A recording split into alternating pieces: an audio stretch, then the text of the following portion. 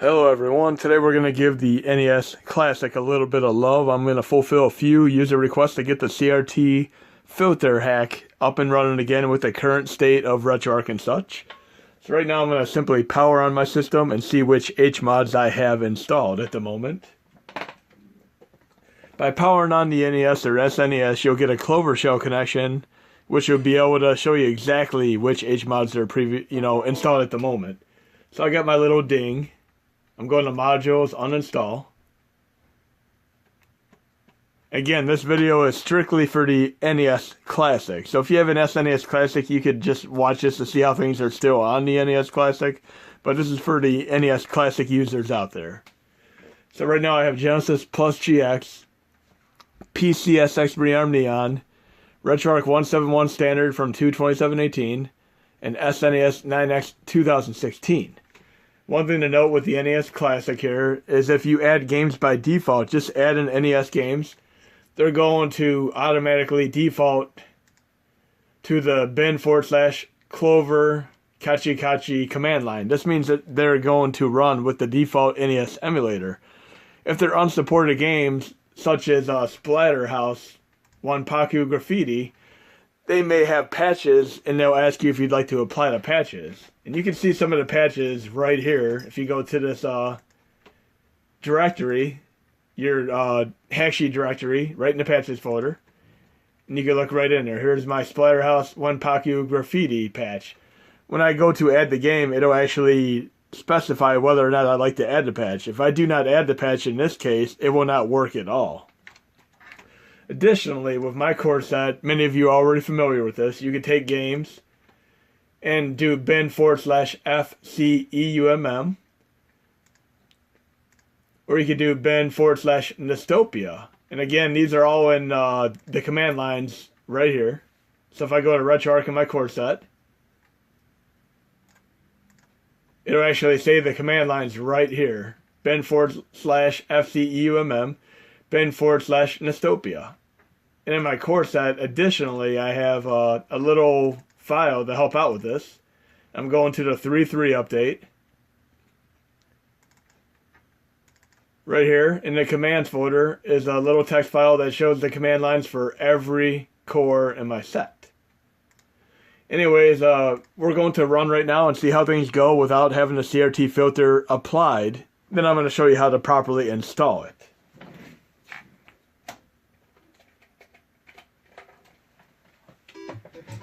And enough people have asked about this for me to fix it up so it works in the current state of things.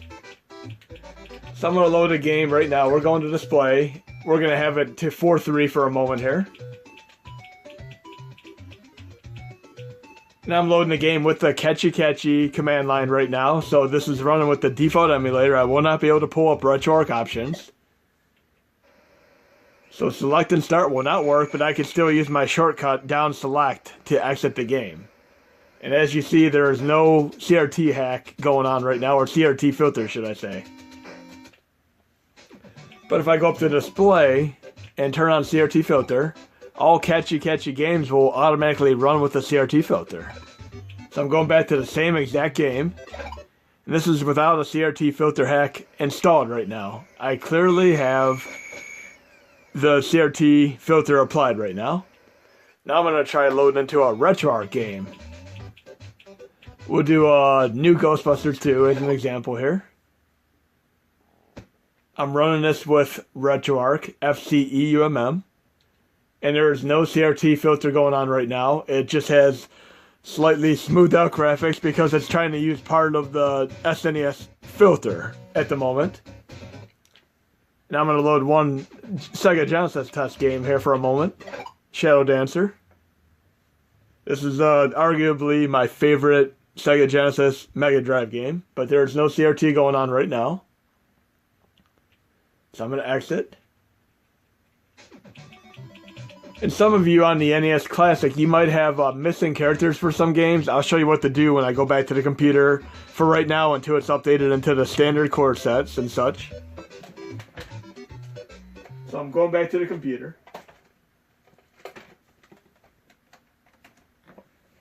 And I'm going to install the revised CRT Filter Hack right now. But if you have missing characters, and this mainly applies to the NES Classic right now, you go back into my core set. Here we go, open many windows as usual. And again, once Hashi CE is updated, you won't have this issue anymore. But you could do this manually for right now. I'm going into my extras folder, USB host, HMods.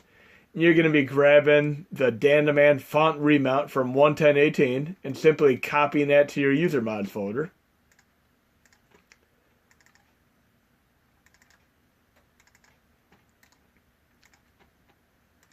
And then I'm going to go up here and install the CRT Filter Hack.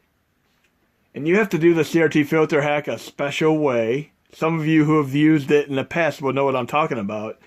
You have to install RetroArch by itself. You cannot install the CRT Filter Hack at the same time. You have to install it after you install RetroArch. So just install RetroArch and whatever else, and then install the CRT Filter Hack after that. So right now I'm going to install the CRT Filter Hack from 3.3.18, the new revised one.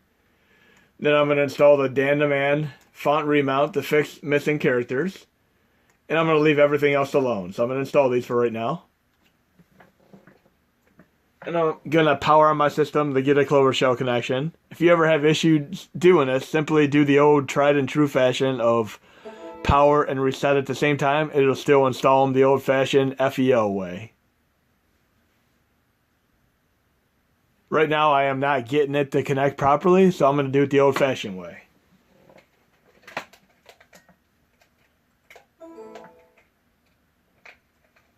So I'm going to hold just power and reset at the same time until it actually prompts and starts doing the installation. So again, if you have issues with simply powering on and uninstalling HMods, do the old-fashioned way of just holding down the power and reset at the same time for several seconds, and then it'll automatically start installing or uninstalling the HMods that you need to do.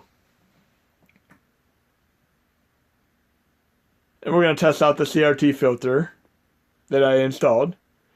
And I'll explain what you need to do if you want to remove it as well. Nothing too complicated here. Many of you have already used this in the past. I just needed to update it so it works with the current state of affairs. So once this is done installing, I'm going to switch over to it and we're going to try the CRT filter out. Now, if you're done and don't want to use the CRT Filter Hack anymore, what you're going to have to do is go into Modules Uninstall. You would have to uninstall your RetroArch and the CRT filter you could do it at the same time, and then afterwards you'd have to reinstall RetroArch by itself. That's how you properly remove the CRT Filter Hack. But for right now, we're going to leave it on there because we're running with the NES Classic. So we're going to boot up and see how this works with the various cores. And what's nice about this is that the CRT Filter Hack is going to work with many different cores, not just the NES games.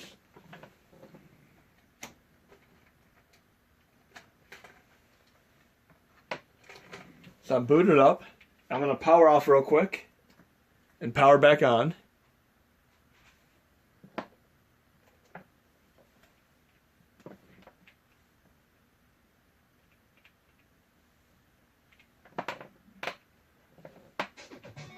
Going up to my display options. We have CRT on right now, so every game should load with the CRT filter, whether or not they are the Catchy or RetroArch. RetroArch games will load with it now. So I'm going to load a RetroArch game here. New Ghostbusters. And we have the CRT filter hack applied. Perfect. So there you go. It's right on there, nice and nifty looking. Then we're going to try out a different core. The Genesis, Shadow Dancer, Secret of Shinobi. And we have the CRT filter working here as well. Awesome. Looking real nice. Beautiful thing, the CRT filter. Again, it works with many cores.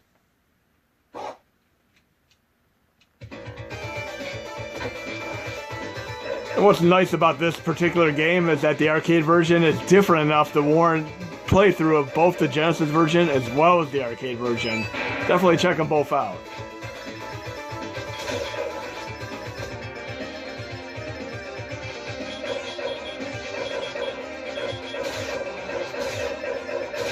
I love a game where you can send your pet wolf after the enemies.